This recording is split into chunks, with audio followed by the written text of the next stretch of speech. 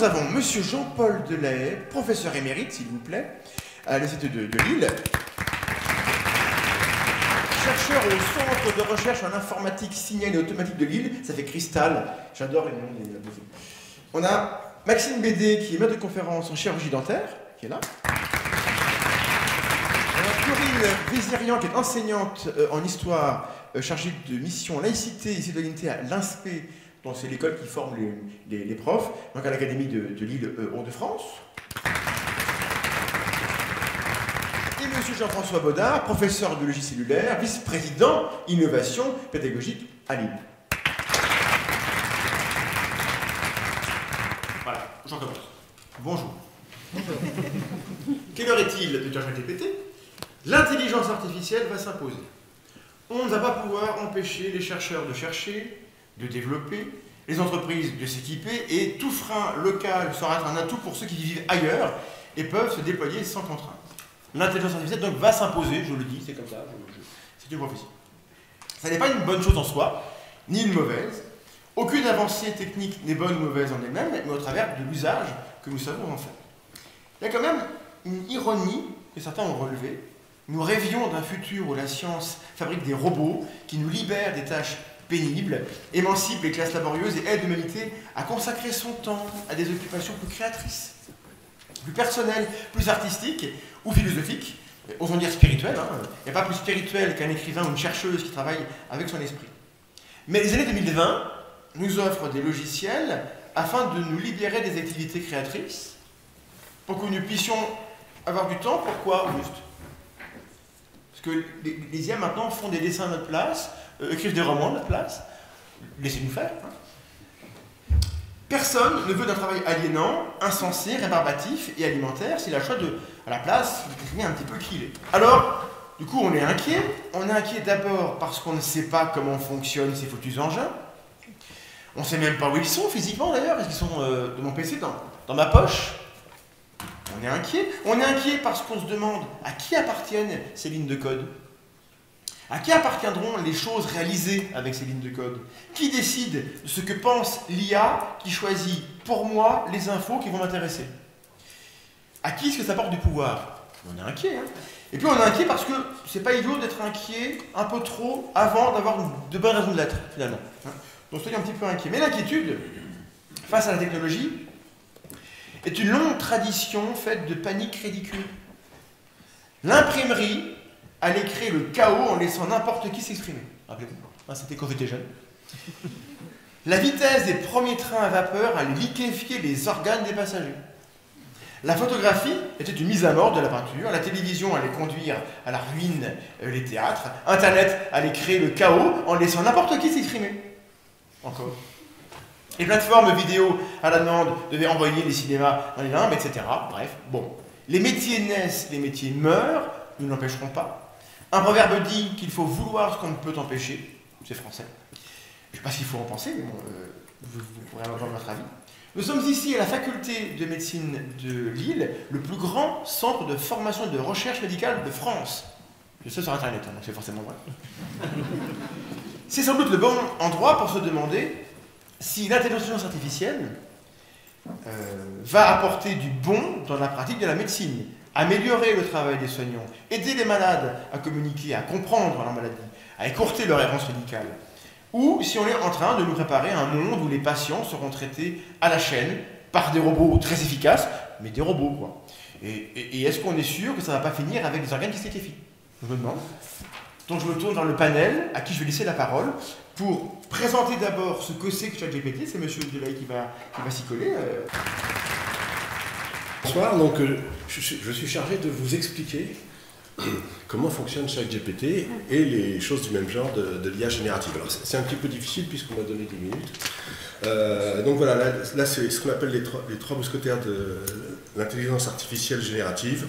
Donc ce sont les personnes qui ont contribué récemment de manière majeure à la naissance, en particulier de ChatGPT et de ses imitateurs. Voilà. Donc la question c'est, est-ce que ChatGPT fournit une véritable intelligence? Alors je ne vais pas répondre à cette question, mais je vais vous donner des éléments pour réfléchir. Il est incontestable qu'avec ce qui s'est passé, donc c'est en octobre ou novembre 2022, quand on a rendu disponible au grand public l'utilisation de ChatGPT, il s'est passé quelque chose, et d'ailleurs, on ne pouvait pas tourner le bouton d'une radio sans entendre parler de ChatGPT. Au début, ça faisait rire tout le monde, mais à la fin, ça n'a plus fait rire du tout.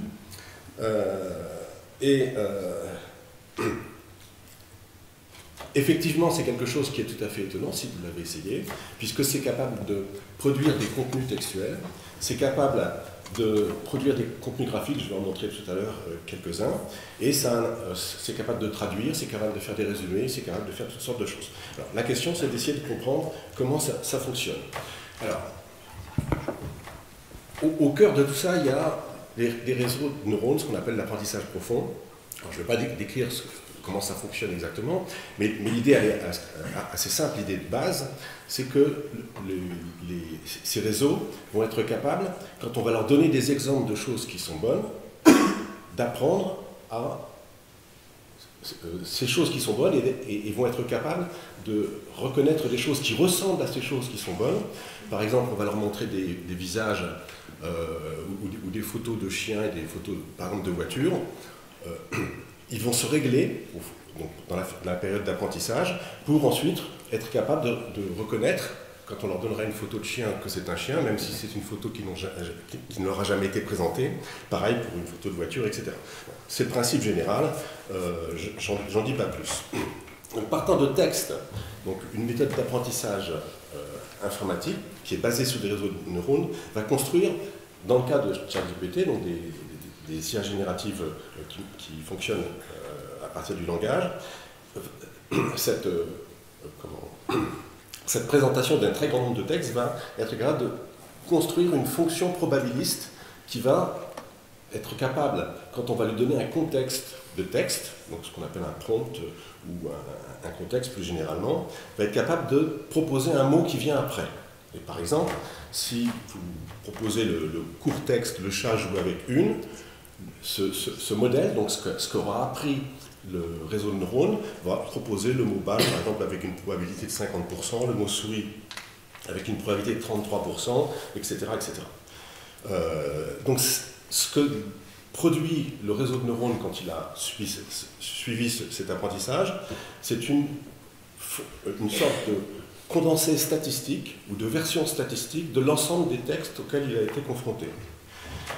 Cette fonction probabiliste peut être utilisée plusieurs fois de suite. Et par exemple, je me suis amusé à demander à Bard, ce qui est une sorte de copie de ChatGPT, qu'est-ce qu'il écrirait comme mot après le chat joue avec une, et puis plusieurs fois de suite, je lui demande.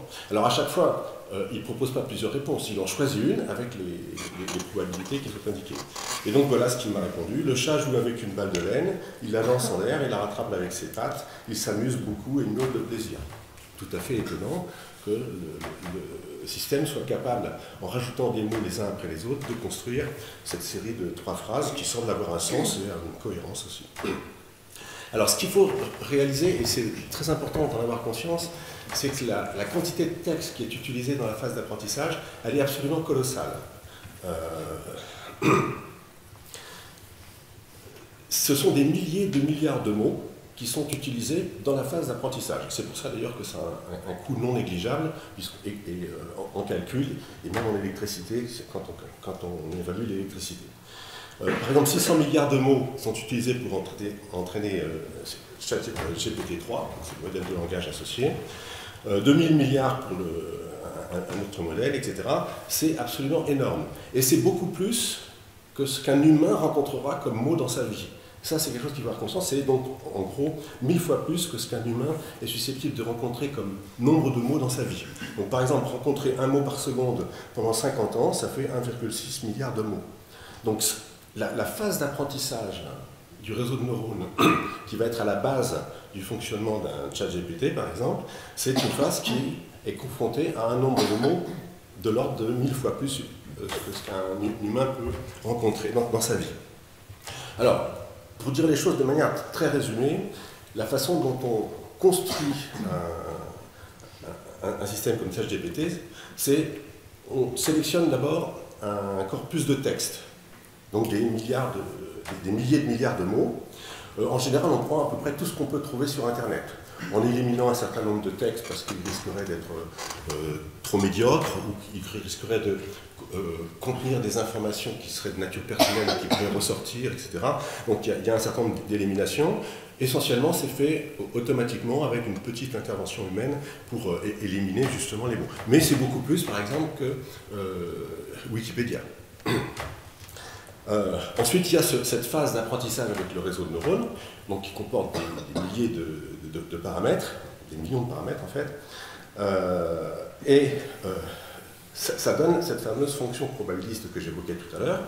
Et puis ensuite, alors là, il faut un petit peu ajuster ce qu'on a obtenu, parce que ça risquerait de donner des mauvaises surprises. Et donc il y a une phase où les humains vont intervenir et qui va améliorer les paramètres du réseau de neurones dans sa réaction. Et par exemple, on va demander au réseau quelle réponse il donne. Donc on va lui demander les 3-4 premières réponses qu'il fournit face à un certain contexte. Et puis, un humain va examiner ces réponses et il va les classer autrement que ce que donne la fonction probabiliste de base. Et cette nouvelle classification va être prise en compte pour modifier encore un peu les paramètres du réseau de neurones. Il y a d'autres éléments qui interviennent, et en particulier, on va créer des éléments de contexte qui vont être plus larges que ceux qui sont utilisés et qui sont visibles par l'utilisateur. Par exemple, si on veut obtenir des réponses à des questions en simulant, je sais pas quoi, un professeur, on va créer une sorte de prompt qui va se rajouter, sans que l'utilisateur le voie, au prompt qui correspond au dialogue qu'il est en train d'avoir avec le moteur, avec le système, et puis ça va donner quelque chose. Donc cette phase d'ajustement fin, elle est très importante, et elle implique des millions d'heures de travail de la part d'humains. Donc, si on fait un petit résumé, les humains interviennent dans la sélection des textes, et puis ce sont des humains, dans la grande majorité des cas, ont écrit les textes. Ensuite, il y a un travail de calcul qui est très volumineux, qui lui est fait sans intervention humaine. Et puis après, il y a une phase de réglage fin qui est fait avec des interventions humaines massives. Donc tout ça, ça coûte d'ailleurs très cher. Alors, les agents conversationnels qu'on obtient se comportent comme s'ils avaient acquis la maîtrise des langues naturelles. Et en fait, ils savent composer des textes syntaxiquement, orthographiquement corrects, sans avoir jamais appris explicitement la grammaire et les règles d'accord. C'est quelque chose qui est un peu miraculeux d'une certaine façon, cette capacité que le réseau de neurones a eu à apprendre la grammaire, etc. Il donne l'impression de posséder des connaissances, une connaissance générale sur le monde, et se comporte comme s'il comprenait une grande quantité de faits. Le contrôle sur ce qu'il semble savoir est difficile, et car personne ne peut suivre exactement ce qui se passe pendant la période d'apprentissage. Donc en fait, ce qu'on obtient, au bout du compte, ce sont quand même essentiellement des boîtes noires. Ce ne sont pas des programmes dont on contrôle chacune des instructions, ce sont des boîtes noires, ce sont des réseaux de neurones avec des milliards de paramètres en fait, et ces paramètres, en fait, ils se sont ajustés tout seuls en fonction de la phase d'apprentissage, et en particulier dans la phase d'apprentissage qui s'est fait sans intervention humaine. Alors, Yann Lequin, dont j'ai montré la tête tout à l'heure, déjà parmi les 3 mousquetaires, dit la chose suivante, je pense auquel il faut bien réfléchir, et pour ne pas avoir trop d'illusions sur ce que font ces systèmes. Et il dit la chose suivante, quand quelqu'un ou quelque chose est capable de parler, on lui attribue automatiquement de l'intelligence, mais c'est une erreur. On peut manipuler la langue sans penser et sans être intelligent. C'est lui qui dit ça. Les capacités d'apprentissage des systèmes d'intelligence artificielle d'aujourd'hui sont très en deçà de ce qu'on observe chez les humains et même chez les animaux. Ces systèmes compensent leur faiblesse de raisonnement par une accumulation de connaissances tirées des contextes, tirés de tous les textes qu'ils ont pu trouver, quasiment tous les textes qu'on peut trouver sur le web.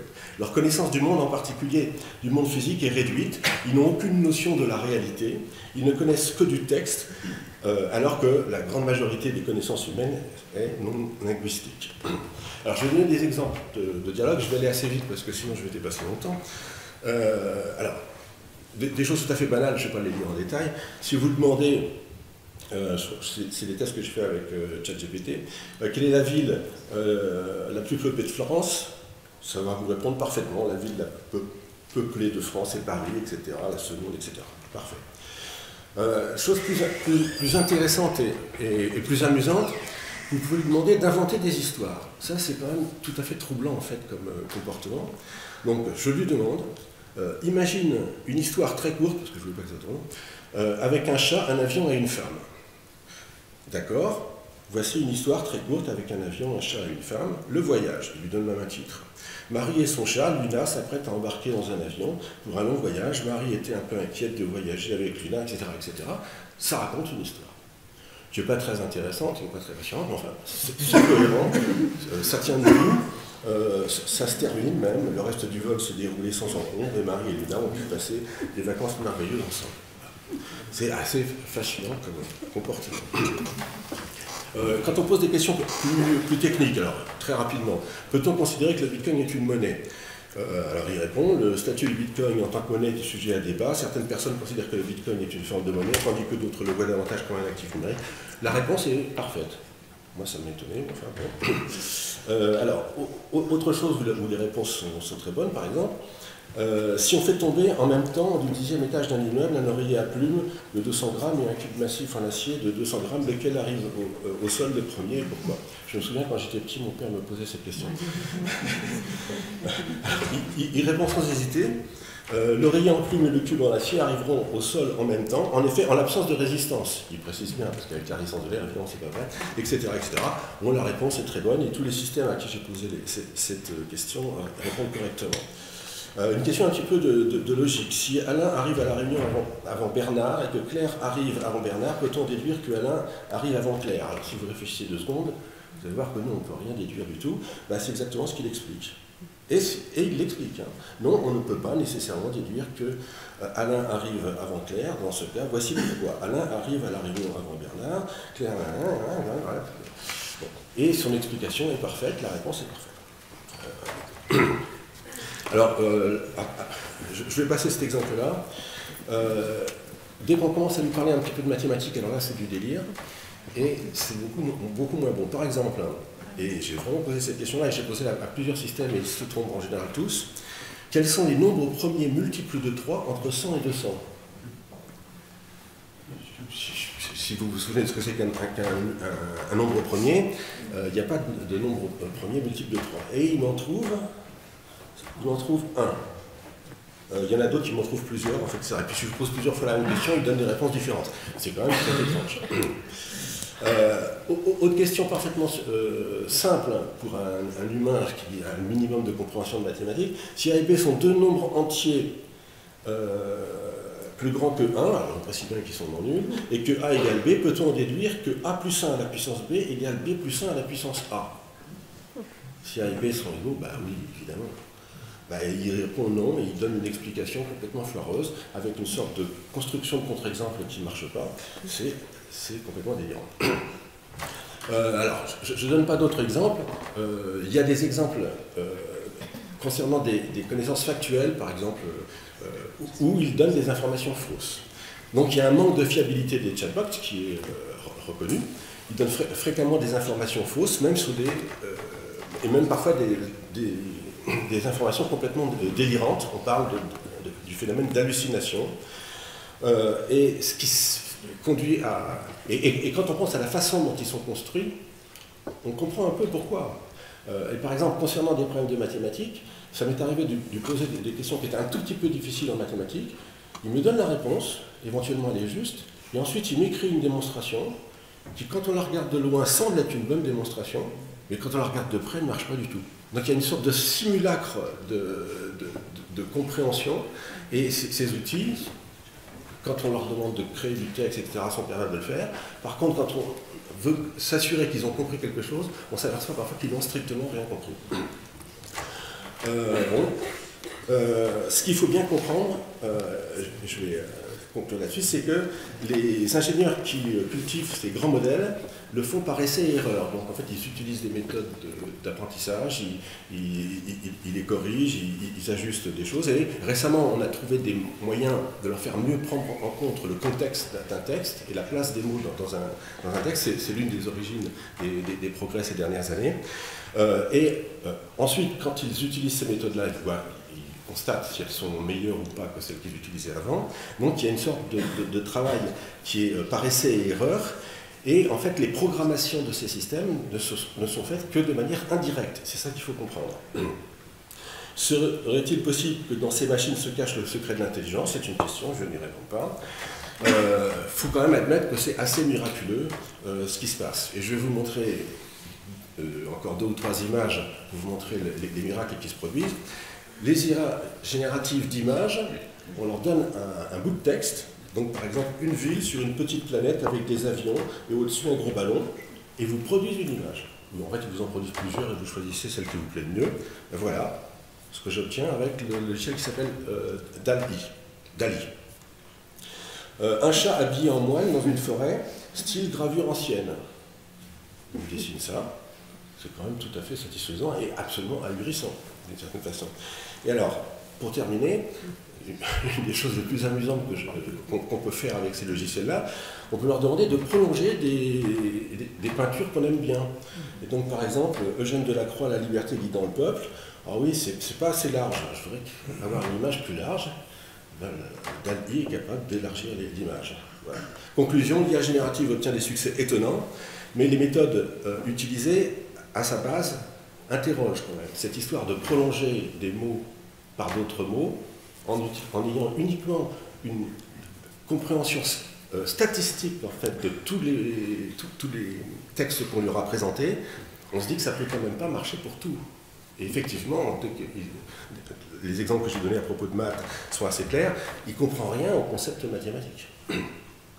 On peut se demander si elles ne sont pas intrinsèquement limitées, c'est une question qui se pose. Et par exemple, Yann Lequin, lui, ne répond pas par l'affirmative. Plutôt par la négative, il ne pense pas que nécessairement on va réussir à corriger ces défauts majeurs qu'il y a aujourd'hui dans les IA génératives. Réussira-t-on à résoudre tous ces problèmes ce problème de manque de fiabilité? Ça n'est pas sûr, ça n'est pas sûr. Et puis dernière image, si vous aimez bien la tour de Babel de Bruegel, vous avez une version élargie de la tour de Babel.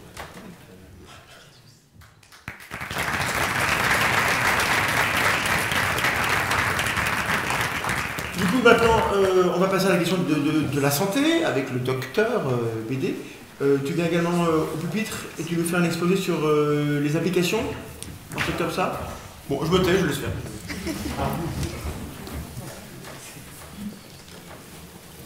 Alors ça va être beaucoup plus court parce que l'objectif c'est aussi que vous posiez les questions justement. Donc on vous rappelle que c'est le même lien que vous aviez au début pour le questionnaire. Vous pouvez écrire vos questions, on y répondra après. Alors ChatGPT en santé, c'est une grosse question finalement et pour l'instant on n'a pas beaucoup de réponses à ça, mais pour vous donner une petite idée de l'évolution, ChatGPT ça a été mis en ligne le 20 novembre 2022, donc ça fait un petit peu plus d'1 an aujourd'hui. Et déjà en février 2023, on avait des exemples où ChatGPT il réussissait l'épreuve classante de médecine aux États-Unis. En février, alors c'est pas bon pour les dates, j'ai mélangé quelques trucs, mais quelques mois plus tard, on a ChatGPT 3.5 qui était réputé pour réussir 19 épreuves de médecine. Et là, en septembre, on a un article qui dit qu'une dame elle a réussi à trouver un diagnostic d'une maladie très rare pour son enfant, qui avait vu 20 médecins. C'est des choses qu'on peut voir passer. Aujourd'hui, on a les derniers développements de ChatGPT avec GPT-4 qui permettent le développement de chatbots en santé. Donc, c'est-à-dire qu'on peut customiser finalement une version de ChatGPT pour un usage particulier. Et on a déjà des choses particulières sur la reconnaissance de comprimés, la nutrition, du coaching, des assistants administratifs, du soutien mental, de la médecine alternative, de l'éducation sexuelle. En fait, chacun peut créer un petit peu son petit ChatGPT et en santé, on voit qu'il y a déjà une forte demande et une offre qui commence à se développer. Aujourd'hui, dans le domaine de la santé. C'est 1800 articles qui parlent déjà de ChatGPT, donc il y en avait 0 avant 2023, et 1800 alors que l'année n'est pas encore terminée, des revues systématiques. Bon, pour l'instant, ils ne disent pas grand-chose, ces articles, c'est beaucoup de gens qui s'expriment sur le potentiel ou les inquiétudes qu'on a autour de ça, mais en tout cas, il y a une vraie explosion sur cette thématique. Alors, on pourrait résumer finalement deux grandes catégories des éléments de ChatGPT en santé. Déjà, ça concerne aussi bien les patients que les praticiens, mais sur ce qui est positif finalement, on peut imaginer que ChatGPT, c'est une opportunité de développer son empathie. En tout cas, ça s'est théorisé dans certains articles. Même si c'est aussi un aspect négatif, on peut imaginer que ça fait perdre son empathie. Alors ça, c'est simplement que soit on voit l'outil comme quelque chose qui nous remplace et qui nous déshumanise, soit on voit l'outil comme quelque chose qui nous permet de faire ce pourquoi on est meilleur, c'est-à-dire être humain, avoir des relations les uns avec les autres et se débarrasser de l'administratif ou de choses comme ça. Et donc je ne vais pas tout vous détailler là-dessus, je vous laisse le lire aussi, mais en gros ChatGPT, ça peut être un outil formidable qui va nous aider dans toutes les tâches de la vie, soit qu'on soit personnel soignant et qui peut nous aider à prendre de meilleures décisions, à trouver plus facilement des informations ou à accélérer notre démarche pour produire des documents. Soit c'est un outil qui a plein d'inconvénients et qui va être problématique au niveau de la cybersécurité, où est-ce que vont les données, qui en fait quoi, est-ce qu'on va avoir finalement des problèmes éthiques vis-à-vis de ce que l'outil va bien nous répondre. Et une problématique qui est souvent mise en avant, c'est celle de l'érosion des compétences. Est-ce que finalement à cause de l'outil on va devenir moins bon ou meilleur? C'est une question qui est pas facile à répondre, mais moi j'ai tendance à imaginer ChatGPT comme finalement l'apparition de la calculatrice. Est-ce que ça veut dire qu'on est tous devenus nuls en maths? Ben pour moi non, ça veut juste dire qu'on est tous capables d'aller beaucoup plus loin en maths qu'à l'époque où on avait juste une plume et une feuille de papier. Voilà, du coup je vous encourage à poser vos questions et je vais m'arrêter là pour ma micro-présentation.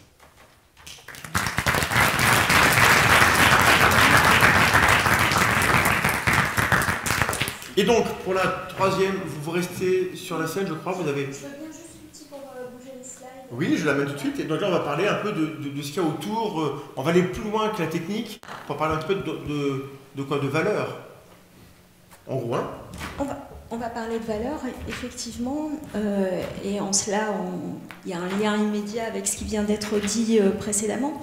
Mais je dois vous dire que, comme vous, je me suis intéressée également à l'outil il y a un an. Et notamment parce que ce qui apparaissait ici et là dans l'espace médiatique, c'était que le métier de professeur allait disparaître, hein, il n'y avait plus besoin de professeur, puisque de toute façon la connaissance allait nous arriver directement par l'outil conversationnel. Et donc évidemment j'étais très inquiète pour ma carrière, et je me suis dit qu'il fallait absolument que je mette mon nez dans cette histoire et que je regarde un petit peu ce qu'il en était. Et donc la question c'était la suivante: que représente cet outil, ChatGPT en l'occurrence, pour un enseignant, pour un apprenant? Est-ce que c'est une aide? Est-ce que c'est un bénéfice? Est-ce que c'est une entrave à l'apprentissage? Et en tout état de cause, finalement, il y avait le constat suivant, c'est qu'il s'agissait bien d'un défi qui invitait, derrière tout cela, à repenser l'acte de transmission et qui invitait à repenser aussi la question de l'apprentissage et finalement repenser l'acte de transmission aussi dans sa finalité. Et quelle est la finalité de l'acte de transmission? Eh bien, je crois que ça a été dit tout à l'heure d'une certaine manière, c'est bien l'autonomie intellectuelle de l'apprenant et qui est bien sûr corrélée au développement du sens critique et de l'esprit critique. Et donc, il faut, avec l'arrivée de cet outil, s'interroger sur ce que l'on transmet véritablement, ce que l'on transmet lorsqu'on est enseignant. Alors, on transmet bien sûr des connaissances, on transmet évidemment des compétences et on transmet aussi des valeurs. Il faut s'interroger aussi sur la façon de transmettre. Là, c'est tout ce qui tourne autour, bien sûr, des questions de pédagogie, des questions de didactique, mais aussi tout ce qui tourne autour de la posture de l'enseignant. Et donc, je vous invite à poser un double regard. Tout d'abord, à gauche ici, sur cette pyramide, la taxonomie de Bloom. Quand on est formateur d'enseignants, c'est quelque chose qu'on connaît très bien. Il s'agit d'une classification des compétences en lien, vous le voyez, avec leur niveau de complexité qui augmente au fur et à mesure où on grimpe dans cette pyramide. On l'appelle aussi la pyramide des compétences cognitives. Et si on observe ce que l'outil ChatGPT peut d'une certaine manière apporter, eh bien, on s'aperçoit finalement qu'on en reste essentiellement, alors c'est un peu plus compliqué que ça, mais on en reste essentiellement au stade de la connaissance et éventuellement de l'analyse. Vous avez l'Université de l'Oregon qui a tenté d'établir une nouvelle pyramide de la taxonomie de Bloom en essayant de voir ce que l'intelligence artificielle pouvait y apporter. On voit que c'est un peu plus complexe, mais quand même, on mesure bien un certain nombre de failles, ou de manquements, mais tout ce qui a trait à la question de la compréhension, la question de l'application et la question de l'évaluation, on peut se dire que ChatGPT n'est peut-être pas extrêmement performant. Quoique, mais en tout cas, et c'est vrai que ChatGPT apprend très vite, mais il existe bien ces manquements. Que dire, si on regarde juste à côté, de la posture de l'enseignant? Alors, la posture de l'enseignant, ce petit schéma a été établi par Dominique Bucheton, qui réfléchit donc au rôle de l'enseignant entre la question du tissage, la question de l'étayage, le pilotage des tâches, et la création de l'espace dialogique, c'est-à-dire l'atmosphère de dialogue et d'échange. Et là, on peut se poser la question, est-ce que ChatGPT, est-ce que l'IA peut pourvoir à cela? Alors, c'est plutôt agréable. Moi, j'avoue, j'ai pas l'impression de discuter avec une machine lorsque je discute avec Bart ou avec ChatGPT. Je trouve que c'est plutôt sympa, mais quand même, on n'a pas l'ambiance, on n'a pas le climat, on n'a pas le milieu, on n'a pas l'action de l'enseignant qui rassure dans le processus d'apprentissage. Alors, quelle place finalement pour ChatGPT dans les études d'une manière générale? J'y vois un intérêt majeur avec une base en fait pour commencer à réfléchir. Un accélérateur aussi pour la réflexion et la réflexivité. Une solution aussi à la page blanche, l'angoisse de la page blanche, le démarrage. Et le regard porté sur ce démarrage est un regard en fait extrêmement intéressant, et les étudiants avec lesquels je travaille sur cette approche aboutissent à des choses en fait tout à fait intéressantes. Et puis il y a le dialogue aussi. Et le dialogue fait progresser, y compris le dialogue avec l'intelligence artificielle.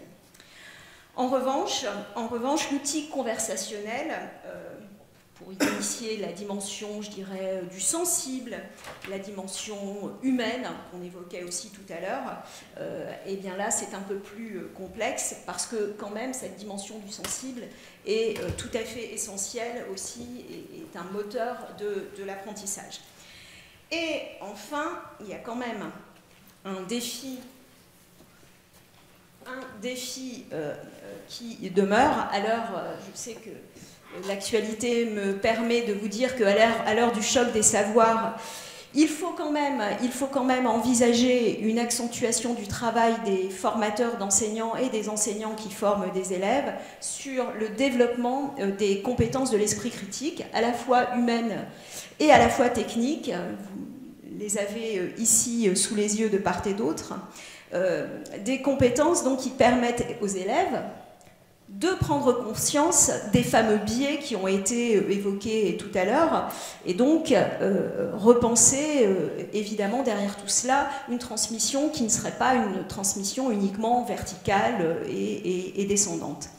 Et ce qui est en jeu, donc, c'est aussi, vous comprenez bien, une éducation à la citoyenneté, une pratique de la pensée complexe, de la nuance, en lien bien sûr avec une réflexion plus large, axiologique, basée vraiment sur les valeurs.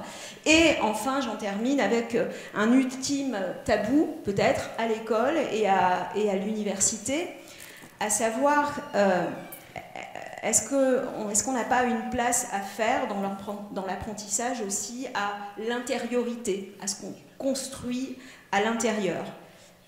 Confère peut-être la place de l'empathie telle que ça a été évoqué tout à l'heure, mais dans un contexte géopolitique international aussi complexe que celui dans lequel nous vivons aujourd'hui, est-ce que ChatGPT nous apprendra la résilience et la force morale? Voilà une question. Repensons donc une éthique enseignante, peut-être plus horizontale, et je rejoins ce que notre collègue Thomas Durand disait tout à l'heure, une éthique plus horizontale basée sur la coopération, la réflexion partagée, le questionnement et la rencontre, et c'est bien ce que nous sommes en train de faire ici.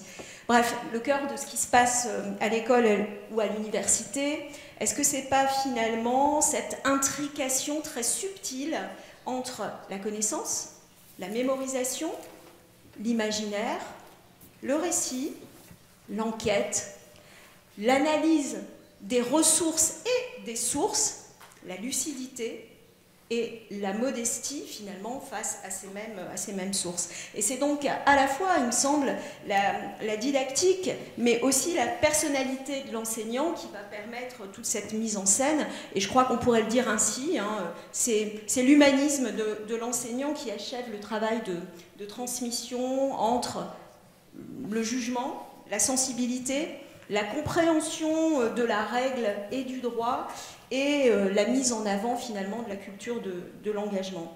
Et je crois que vraiment, et je te passe la parole Jean-François, je crois que dans le rapport que les enseignants et que les étudiants ou que les élèves vont avoir à l'outil, c'est une véritable dynamique en fait qui est à l'œuvre.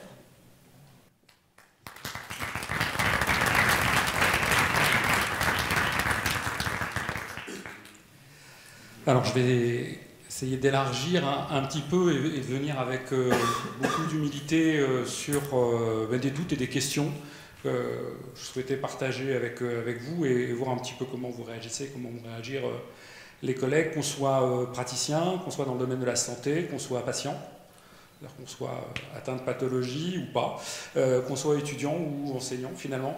On sent bien que là, il se passe quelque chose qui est un petit peu vertigineux, qui appelle à des possibilités de changement, que ce soit des changements des métiers.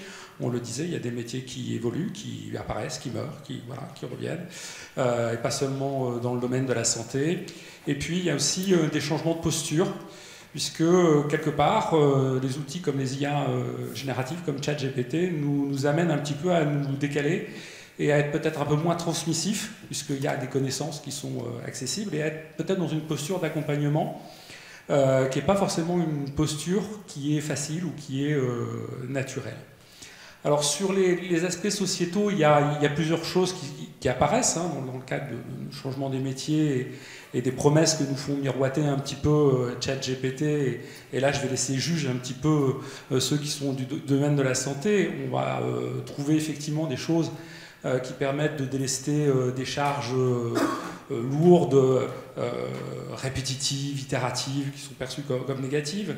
Donc de l'aide à rédiger par exemple des documents administratifs, des courriers, on parlait de la page blanche, ça aide parfois à avoir un petit déclic sur un vertige de page blanche ou avoir des courriers un peu standardisés, pouvoir aider au diagnostic, bon, effectivement c'est une promesse, pouvoir affiner peut-être. Je lisais ça et là la possibilité peut-être de désengorger les urgences, que ça puisse permettre aussi de répondre à des déserts médicaux via ChatGPT ou autres, des questions d'automédication, et puis aussi des questions de création de documents qui, eux, peuvent être, grâce à ChatGPT, des documents qui sont plus clairs, plus concis, et qui peuvent servir, par exemple, à de la santé publique, à de la promotion d'usage ou de mauvais usages. Et puis, donc, au-delà de cet aspect sociétal, il y a aussi un petit peu de manière inhérente des aspects éthiques.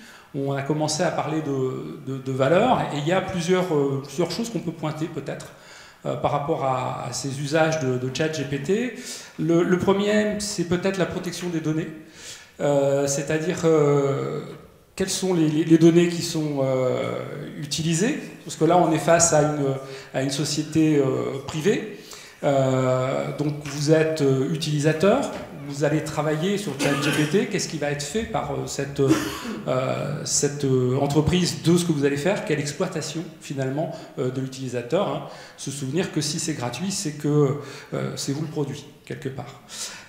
Donc on n'est pas non plus dans le cas de Wikipédia, je vais essayer d'aller vite, hein, mais c'est-à-dire que Wikipédia à une époque avait fait beaucoup bouger les lignes en disant mon Dieu, on va mettre la connaissance à disposition. Là c'est différent, on était avec Wikipédia sur quelque chose qui est gratuit, qui est collaboratif. Là on est avec une version gratuite, une version payante, ce qui va poser des questions sur l'égalité face à l'outil. Alors déjà face même à l'outil gratuit, est-ce qu'on est tous égaux devant ce type d'outil, est-ce qu'on sait tous le manipuler ou pas? Et puis après, est-ce qu'on va être tous à la même, au même statut? Est-ce qu'on ne va pas créer finalement une forme de discrimination entre ceux qui pourront avoir accès à la version payante et ceux qui ne pourront pas avoir accès à la version payante? Alors, je m'adresse un petit peu aux étudiants aussi, puisque l'étudiant, bon, c'est vrai qu'il n'a pas beaucoup de temps peut-être pour ça, parce que c'est très chronophage d'apprendre à utiliser ChatGPT ou les IA génératives, mais est-ce que j'ai le droit de l'utiliser finalement dans le cadre de mes études? Alors oui, d'une certaine manière, dans la mesure où, bien comme pour tout, je cite mes sources, je cite mes auteurs, et j'ai le droit de l'utiliser, mais en indiquant que je l'ai utilisé. Voilà. Et ça va varier aussi en fonction là, des composantes dans lesquelles vous allez être, parce qu'il y a un règlement des études, donc je j'invite à lire ou à relire ce règlement. Et dans certains règlements, ben, on va vous mettre en garde contre les IA avec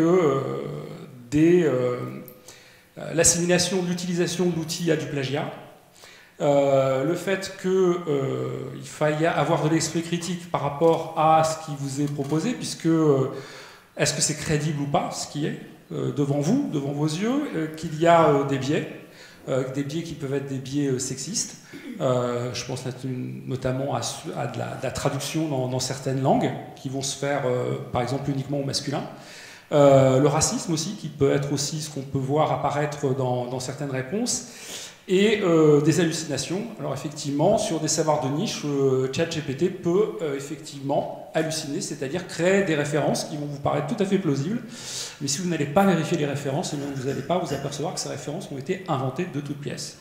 Donc là, voilà. Donc en termes de formation sur les usages, ça pose des questions sur les possibilités bonnes qu'on pourrait faire de ChatGPT, c'est-à-dire d'être peut-être plus inclusif dans nos formations grâce à ce que pourrait nous proposer ChatGPT et mieux considérer finalement les différences entre les étudiants. Et puis ça pose une question centrale pour moi qui est la question de l'évaluation en tant qu'enseignant. Qu'est-ce que je fais, où je mets la valeur dans mon enseignement, c'est-à-dire si je suis un peu provocateur, est-ce qu'il suffit de répondre à un QCM pour être compétent sur quelque chose, ou est-ce que la valeur est ailleurs, c'est-à-dire que, bon, ok, ChatGPT est capable de bien répondre à des QCM, est-ce que ça fait lui, quelqu'un, ou quelque chose qui est capable de répondre de manière pertinente dans une situation qui est complexe. Et là, la mise en situation va être importante dans les évaluations. Donc là, ça nous questionne sur la valeur que l'on met sur ce que je souhaite atteindre en termes d'objectifs. Il y a une question qui est une question de soutenabilité aussi pour moi de l'outil. On a parlé tout à l'heure de ce que ça consommait, on a parlé d'électricité. Effectivement, il y a une empreinte qui est énorme sur une empreinte écologique qui est difficilement mesurable. Est-ce que politiquement on peut soutenir l'utilisation par tous de ChatGPT ou le reste? Alors des limites, et là je vais aller super vite. Ouais. Déjà on a dit docteur ChatGPT, rappelez que ChatGPT c'est pas une personne. Voilà. Donc je vais laisser sur les histoires d'empathie, de lien. La question de la responsabilité, si on demande un diagnostic à ChatGPT, qui va être responsable de l'erreur, si erreur il y a, les biais des données qui sont utilisés, on est sur des bases de données Et là, je vais juste mentionner la biobanque britannique, qui est un exemple de biais qu'on connaît bien en santé. En oncologie aussi, il y a eu des travaux qui ont été faits, qui ont montré qu'effectivement, en fonction de la base de données qu'on utilise, on va avoir des résultats qui vont être pauvres. Et là, ce n'est pas de la faute de l'outil, mais de la faute de la banque qu'on va utiliser. Et puis, il y a une crainte de banalisation, peut-être de simplification de l'information, c'est-à-dire est-ce qu'on, finalement, avec ChatGPT, on ne va pas avoir le café du commerce, perdre un petit peu en créativité, en singularité, et renforcer, finalement, des stéréotypes qui existent déjà. Et donc, pour moi, la question qui est un petit peu, c'est est-ce que ChatGPT, ça va être une révolution au sens astronomique du terme, c'est-à-dire, moi, une révolution, vous savez ce que c'est, c'est-à-dire qu'on revient au point de départ, ou est-ce que finalement, une fois l'effet de curiosité dissipé, on va pouvoir aller plus loin et ça va être une occasion de nous interroger sur les décisions qu'on fait en tant qu'individu ou peut-être aussi en termes de choix de société que nous voulons. Voilà. Tout un programme, bravo.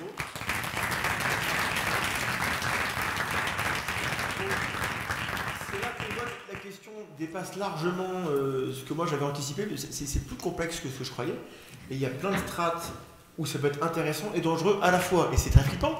Et vous avez plein de questions, donc du coup c'est Victoria qui se... Moi je me tais, hein, essentiellement je passe le plat, qui va poser vos meilleures questions.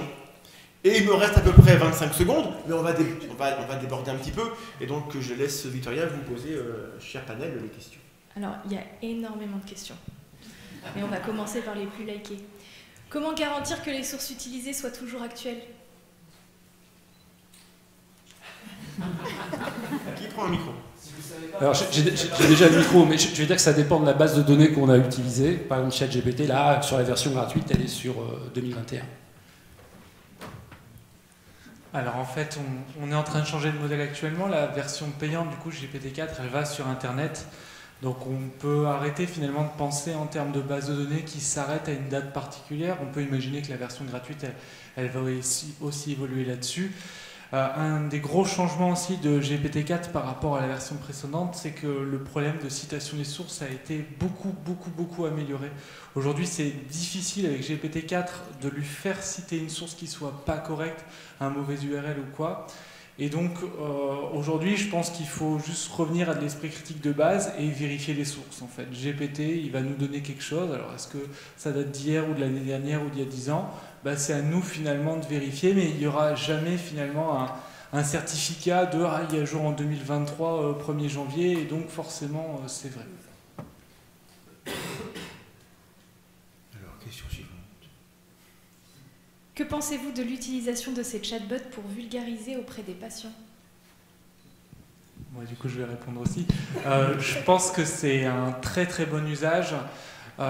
Aujourd'hui, c'est peut-être pas assez mature pour le donner à un patient et ne rien vérifier de ce qui va être dit parce qu'on est tous... on essaie de personnaliser au maximum nos discours en tant que soignants.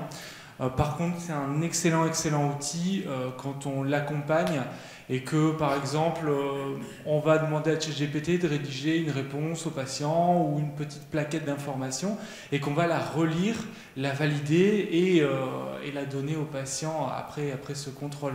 Dans ces conditions-là, il est déjà aujourd'hui exceptionnel, mais on peut imaginer à la vitesse à laquelle ça s'améliore qu'il y aura des chatbots avec suffisamment de limites et de qualité pour être diffusés à des patients.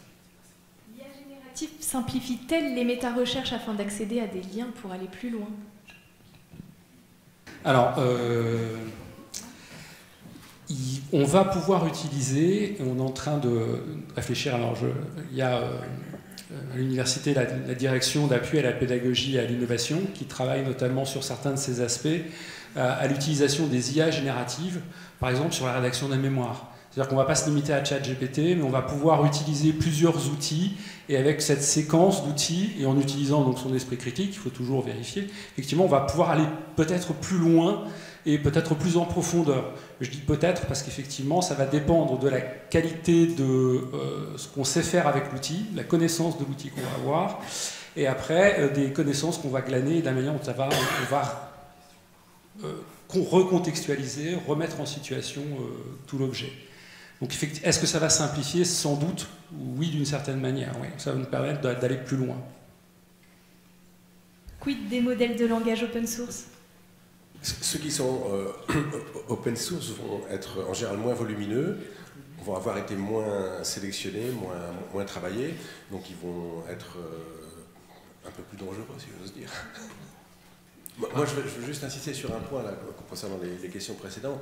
Je pense que vous avez compris avec mon exposé qu'il y a un problème fondamental de fiabilité des réponses. Alors ça peut aider à rédiger, ça peut aider à traduire, à faire des résumés, etc., à suggérer un plan, etc. Mais après, il y a toujours un risque d'erreur introduite par le chatbox. Et donc, il faut toujours vérifier ce qu'il propose. Et il ne faut jamais prendre pour argent comptant les choses qui sont proposées. Et ça, c'est absolument essentiel. Et malheureusement, je ne suis pas sûr que ça va pouvoir être corrigé très rapidement. Globalement, c'est ce qu'on devrait faire sur beaucoup d'autres sources. Hein? C'est pas spécifique à ChatGPT, vérifier parfois ce qu'on entend. Je me permets. Merci. N'hésitez pas à demander la parole directement dans le public. L'IA peut-elle aider à faire progresser la recherche? Oui. Question suivante. Dans la mesure où ça permet éventuellement de parcourir des domaines plus rapidement, plus complètement, sans risquer d'oublier des sources dont on n'aurait pas connaissance, oui, ça peut servir à... En fait, ça va être un accélérateur de productivité, je pense. Et dans ce sens-là, ça peut aider effectivement le chercheur, l'étudiant, mais toujours avec un œil critique sur les choses qu'il propose. Maintenant, il peut proposer des choses qu'on ignore, donc qu'on va aller visiter, qu'on va aller voir de plus près, parce qu'il les aura repérés lui et qu'il va nous les indiquer. Et donc ça va être utile, oui, je pense. Pour compléter, il y a déjà un certain nombre d'articles scientifiques qui sont rédigés avec l'aide de ChatGPT de manière très explicite, pour de la revue systématique, de la recherche d'informations, alors aujourd'hui à titre expérimental, hein, mais clairement oui. J'ai une question. On a évoqué tout ce qui est open source, open science. Est-ce qu'on ne devrait pas militer pour qu'il y ait un financement public pour une intelligence artificielle publique, transparente, où les biais qui existent, on pourrait les traquer, parce que quand c'est propriétaire, on n'a pas accès à comment on décide. Elon Musk a son IA. Elle va pas se sentir très bon, hein, cette IA, on le sait d'avance. Et des autres, on ne sait pas ce qu'elles sentent parce qu'on n'a pas accès. Est-ce que, moi qui n'y connais rien, est-ce que vous avez des visions laser sur la possibilité de financer de l'open source? Je pense que c'est trop cher. Ah, mais bon, Pardon, je complète parce que je me posais vraiment le même genre de questions. Et est-ce que donc il n'y a pas un gros risque de manipulation en fait, parce que justement on ne sait pas ce qu'il y a derrière en fait, si c'est pas open en fait. C'est clairement une question de qu'on pouvoir. ne peut pas vérifier en fait. C'est une question de pouvoir, c'est-à-dire que les IA, allez, si je suis clivant, les IA qui vont être développées par Elon Musk et celles qui vont être développées par le gouvernement chinois n'ont pas les mêmes finalités.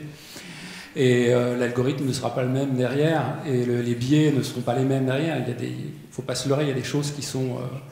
on est un peu à la traîne en Europe. La seule chose qu'on essaye de faire, c'est de réguler, de réglementer, quelque chose qui est comme un poisson qui va nous échapper entre les mains de toute façon. Il faudrait, dans un monde idéal, effectivement, qu'on milite au maximum pour avoir quelque chose qui soit le plus transparent possible, le plus ouvert possible, open education et tout ce qui est avec. Alors, du coup, je vous dis, quelle piste on a pour que même si ça coûte trop cher, on essaye? Je me permets. Si on ne sait pas, on ne sait pas. Peut-être vous avez quand même une avance sur nous. Sur la recherche d'argent, non. Franchement, non. On n'a pas un train d'avance là-dessus. Non, si je suis honnête, non. Donc il faut qu'on ait un milliardaire sympa. Et ouais, francophone. On n'a pas les rues, mais ok. Du coup, est-ce que l'intelligence artificielle fait partie aujourd'hui des enseignements, notamment en médecine, mais peut-être ailleurs si vous le savez, ou si ce n'est pas le cas, est-ce que ça compte être instauré dans les enseignements futurs? Alors, si je réponds je ne vais pas répondre pour la santé, je vais répondre de manière générale. Ce que l'on aimerait, voilà, c'est qu'il y ait effectivement des enseignements qui soient transversaux sur l'utilisation des IA génératives pour que justement on va dire tous les étudiants puissent être à la même enseigne, au même niveau. Et puis après, on peut aussi imaginer, c'est ce qui est en train de se faire, en termes de formation continue et de formation tout au long de la vie. On parlait de compétences tout à l'heure que l'on continue d'acquérir. C'est d'être capable de se former sur ces outils. Donc là, oui, on y travaille, mais effectivement, ça prend du temps de fournir un contenu de qualité pour que vous puissiez vous former à ces IA génératives. Il y a déjà des choses qui existent, hein, de manière peut-être pas spécifique. Je ne sais pas si en santé tu veux répondre. Plus concrètement, ça fait qu'1 an que c'est sorti, donc forcément les enseignements ils ont un certain décalage. Moi je peux répondre pour la chirurgie dentaire où je fais un enseignement transversal sur l'esprit critique et ChatGPT, mais qui est tout neuf finalement. Je pense que dans toutes les formations de santé, il va y avoir sporadiquement ce genre d'enseignements qui vont se développer.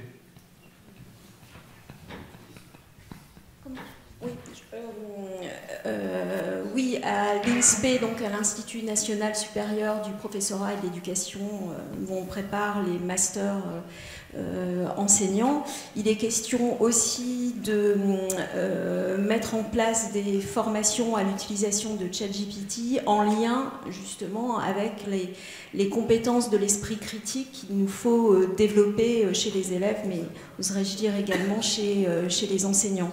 Et je vais vous donner un exemple. Moi, je fais travailler mes étudiants sur la mise en place de ce qu'on appelle une fiche de PrEP. Une fiche de PrEP, c'est ce qui va nous servir de fil conducteur quand on est enseignant pour mener sa séance. Et donc chez les professeurs des écoles, par exemple, c'est quelque chose qui est vraiment très important. Et alors en histoire, je lui ai demandé de préparer une fiche de PrEP sur Clovis, et on a quelque chose qui est très fade, qui est très pauvre, qui n'est pas problématisé. Et il faut vraiment le questionner pour arriver à une problématique. Donc ça oblige les enseignants à avoir des connaissances en amont sur Clovis, parce qu'autrement, ce qu'ils vont obtenir est assez pauvre en termes de problématisation. Je les ai invités aussi à réfléchir à tout ce qui tournait autour de la question des valeurs et d'essayer de voir si l'outil permettait aussi de proposer des choses intéressantes autour des valeurs. Exemple, en enseignement moral et civique, ils ont demandé aussi l'élaboration d'une situation d'apprentissage autour de l'antisémitisme. Donc, comment parler de l'antisémitisme à des élèves de CM2 ? Donc, l'outil propose aussi une séquence. À la fin de la séquence, il propose un débat, faire débattre les élèves. Et donc, je demande à l'outil quelles questions peut-on poser aux élèves sur l'antisémitisme. Et ChatGPT propose la chose suivante: êtes-vous pour ou contre l'antisémitisme? Et donc, évidemment, il y a encore beaucoup de travail. Du coup, je pose la question finale, je m'excuse. Alors, encore une d'abord. Moi, je m'intéresse un peu aux pseudosciences et aux pseudomédecines, etc. On a l'evidence-based medicine qui doit tenir compte des croyances du patient. On doit le prendre tel qu'il est dans son entièreté et le respecter. Comment on s'assure que ChatGPT ne va pas brosser dans le sens du poil les gens qui posent des questions alors dire « Oui, prenez de l'eau de Javel pour soigner votre cancer ». Est-ce qu'on a des pistes de ça ou est-ce que ça va être la foire à la saucisse?